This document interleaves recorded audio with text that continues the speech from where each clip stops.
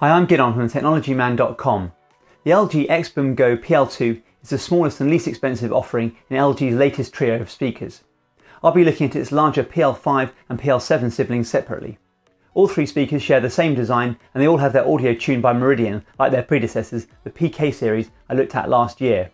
This is one of the smallest speakers I've tested, but still has 10 hours of battery life, a sound boost mode, USB-C charging, stereo pairing with another PL2 speaker, and an IPX5 water resistance rating.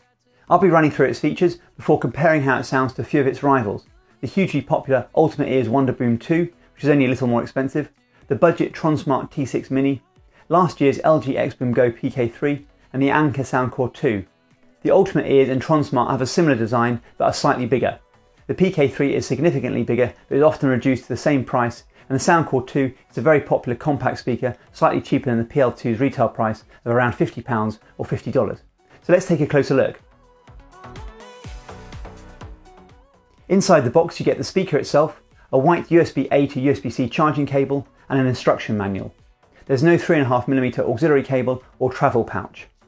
This is a very compact speaker and will be perfect for travel.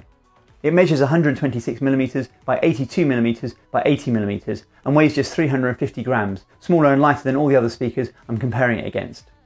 This is a particularly well made speaker with a matte grey finish that doesn't attract fingerprints. There's no creaking however hard you twist or squeeze it. The rounded design is quite appealing and is carried through the entire range of speakers in the range. It looks a little more contemporary than the PK series before it.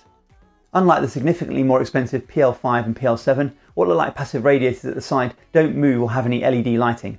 In fact, the right side cleverly pulls open to reveal the USB-C charging port with accompanying LED, a 3.5mm audio in port, a reset button and the dual mode button for pairing two speakers.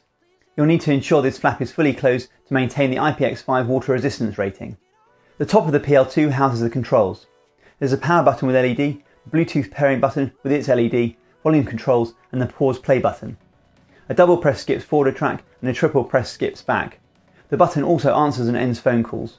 Finally, there's a sound boost button with its accompanying LED, which is on by default.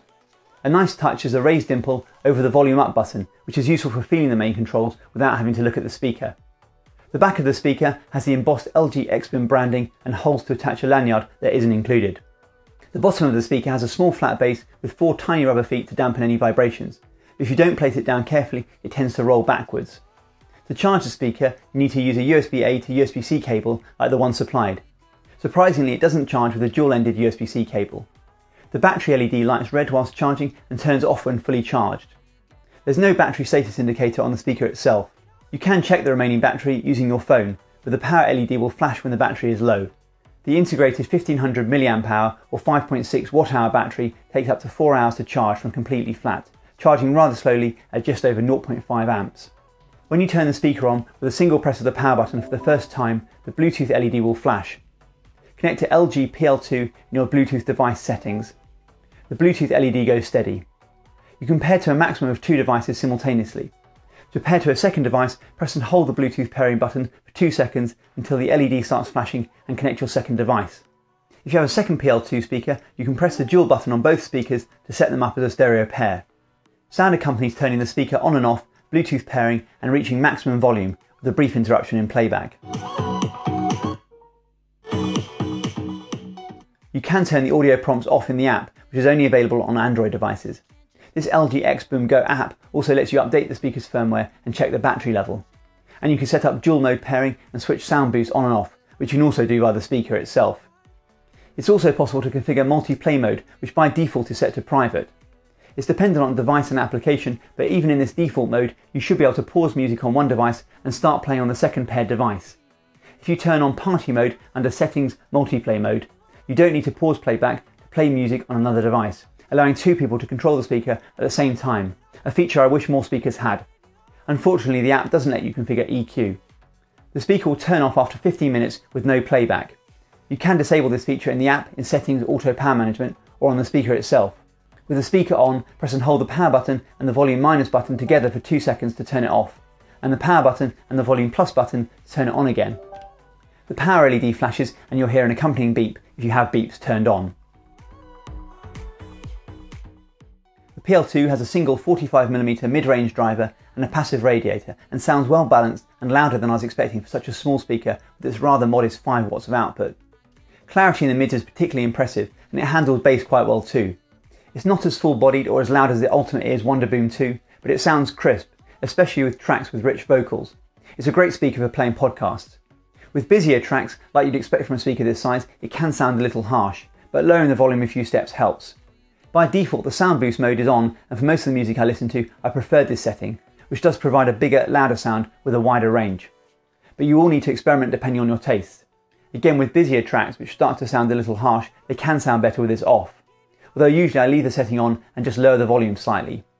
You can listen to a comparison between the LG PL2 with Sound Boost on and off, the Ultimate Ears Wonderboom 2 with outdoor mode off, the LG PK3 with enhanced bass on, budget Tronsmart T6 Mini, and finally the Anker Soundcore 2. So you can decide for yourself which one you prefer the sound of. Let me know down below in the comments which is your favourite. I also have full reviews of many of these speakers playing various tracks, so take a look at the links below or the on-screen cards if you're interested. I've recorded the sound test with binaural microphones that capture stereo sound to try and provide the closest representation of what I'm hearing.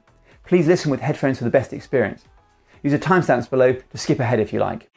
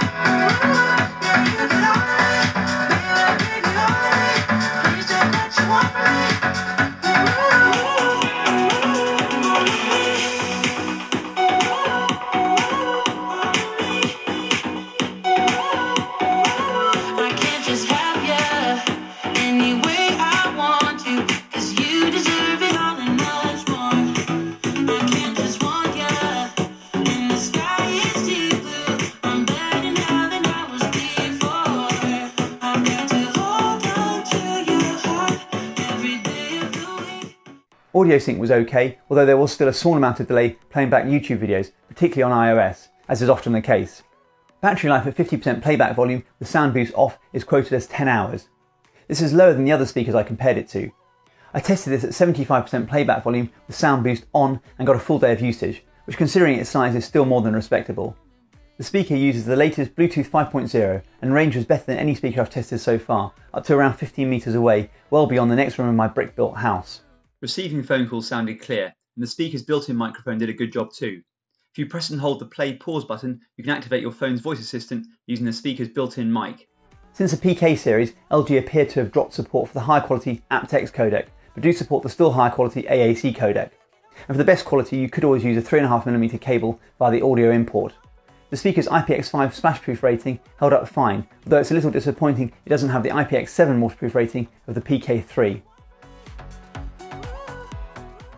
The LG XBOOM Go PL2 could make the perfect travel speaker. It's extremely well built, lightweight, very compact, and it sounds good for its size. In a perfect world, I'd like it to be a little louder, and battery life is less than some of its rivals.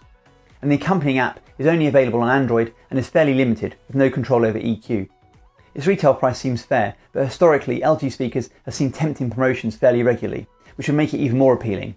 At the PL2's full retail price, the discounted UE Wonderboom 2 is only a little more expensive, but it's louder with a fuller 360-degree sound and more bass. But it does have older micro USB charging and is slightly heavier and bigger, so not quite as portable. If you don't need something quite as small and lightweight, the LG PK3 is currently the same price as the PL2 and has stereo sound, an IPX7 waterproof rating and is louder. I'll be taking a look at the other new speakers in LG's range shortly, specifically the PL5 and PL7. or see the description below or the on-screen cards if they're already out. So be sure to check those out too. I'd love to know which speaker you prefer out of the ones I've tested in this video.